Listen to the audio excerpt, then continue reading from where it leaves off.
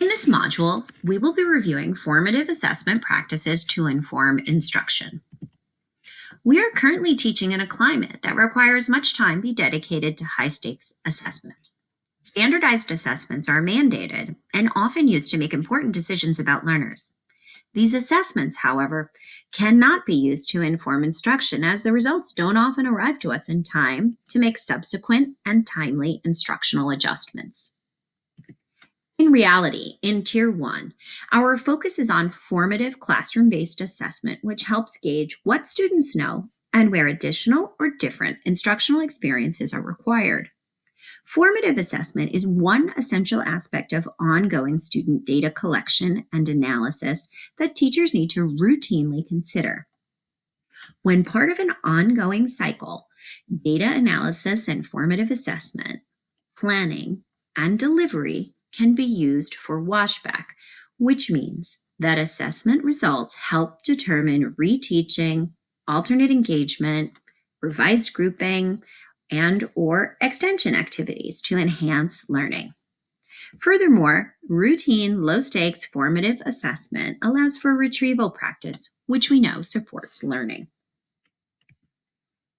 While valuable, end-of-unit style summative assessment doesn't create space for us to reflect more deeply on adapting teaching practices for individual learners or what content areas might need additional attention.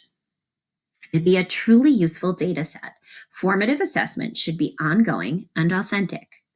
The regular use of low-stakes assessment informs the data, planning, and delivery cycle. Authentic assessment captures students' current abilities and knowledge in meaningful ways. When thinking of assessment, many immediately think about quizzes.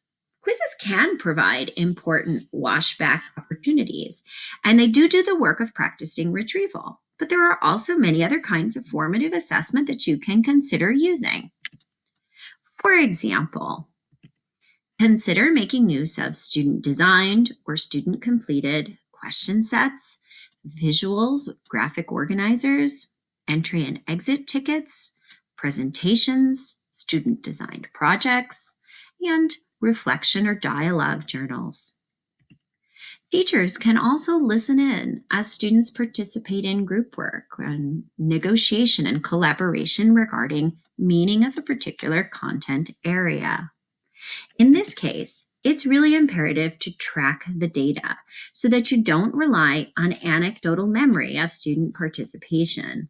You can consider this data over time if you track it. Some teachers simply use clipboards and charts, while others keep running notes in digital documents. The important thing is to find a data collection strategy that works for you. When assessing multilingual learners, be sure that you are actually assessing what you have taught and/or the specific language and content goals you've set with your students.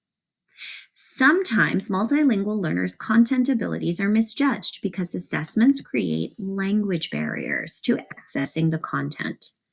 If the language of assessment isn't accessible to multilingual learners, the results of that assessment won't provide you with meaningful or valid results to inform instruction.